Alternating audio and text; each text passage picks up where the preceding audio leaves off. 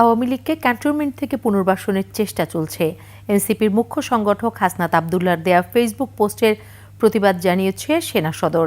এ তথ্য জানিয়ে নেত্র নিউজের প্রতিবেদনে বলা হয়, হাসনাতের এমন বক্তব্য হাস্যকর ও অপরিপক্ক গল্পের সম্ভার।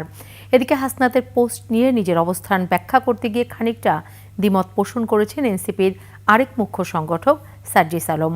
আর উদ্ভূত পরিস্থিতিতে দলের নেতাদের ভুলগুলোকে ক্ষমার দৃষ্টিতে দেখার আহ্বান জানিয়েছেন এনসিপির মুখ্য সমন্বয়ক নাসির উদ্দিন পাটোয়ারি।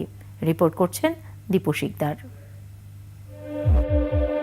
বৃহস্পতিবার দিবাগত রাতে জাতীয় নাগরিক পার্টি এনসিপির দক্ষিণাঞ্চলীয় মুখ্য সংগঠক হাসনাত আবদুল্লাহ দেয়া ফেসবুক পোস্টে তোলপাড় নেট দুনিয়া।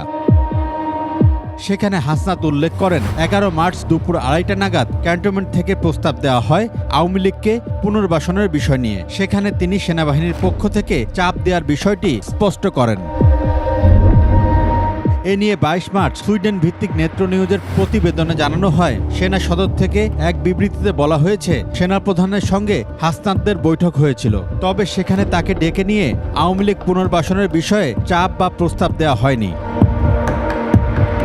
হাসনাতের দেয়া বক্তব্যের সঙ্গে দ্বিমত পোষণ করে এনসিপির আরেক মুখ্য সংগঠক সার্জিস আলম রোববার ফেসবুক পোস্ট দেন। সেখানে তিনি লেখেন, আমরাই সেনা প্রধানের সঙ্গে দেখা করেছি, আমাদেরকে ডেকে নেওয়া হয়নি। হাসনাতের ফেসবুক পোস্টের মাধ্যমে সেনাবাহিনী ও আওয়ামী লীগ ঘিরে যেসব বক্তব্য উঠে এসেছে তা আমার কাছে সমীচীন মনে হয়নি।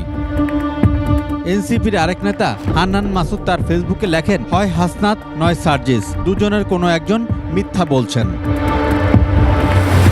এদিকে এনসিপি শ্রমিক উইংয়ের সমন্বয় কমিটি গঠনের সংবাদ সম্মেলনে হাসনাতের দেয়া পোস্ট নিয়ে অবস্থান ব্যাখ্যা করেন দলের মুখ্য সমন্বয়ক নাসির উদ্দিন পাটোয়ারি। দক্ষিণাঞ্চলের যিনি মুখ্য সংগঠক হাসনাত আবদুল্লাহ একটি স্ট্যাটাস দিয়েছিলেন, সেই স্ট্যাটাসকে কেন্দ্র করে পুরো বাংলাদেশের রাজনৈতিক অঙ্গন, সেনা অঙ্গনে একটি নতুন আলোচনার জন্ম দিয়েছে। সেই জায়গা থেকে যে বিষয়টি আমরা স্পষ্টত করতে চাই, কিন্তু যখন পার্টি গঠন হয়েছে সেই জায়গায় আমি বলেছি যে সব মিটিং অথবা জনগণের সামনে যখন বলবে, সেখানে যার অপর পক্ষ রয়েছে তারও একটি কনসেন্টের বিষয় থাকে। সেই জায়গা থেকে আমি শিষ্টাচার বহির্ভূত বলেছি। ওয়ালটন আবারও মিলিয়নিয়ার অফারে ওয়ালটন ফ্রিজ কিনে আপনিও হয়ে যেতে পারেন মিলিয়নিয়ার। দলের অভ্যন্তরীণ বোঝাপড়া নিয়ে কথা বলেন এনসিপির এই নেতা। জাতীয় নাগরিক পার্টির যারা নেতৃবৃন্দ রয়েছেন তাদের মাঝে কোনো গুরুত্ব বা কোনো বোঝাপড়ার জায়গায় ঘাটতি নেই। তবে আপনারা জানেন যে একটি বিশাল গণ অভ্যুত্থান সংগঠিত হয়েছে। আন্দোলন এবং পলিটিক্যাল জায়গা দুইটা আলাদা জায়গা। সেই জায়গা থেকে এই গণ অভ্যুত্থানের ছাত্ররা নিজেদেরকে পলিটিক্যাল জায়গাতে ট্রান্সফরমেশন করতেছে।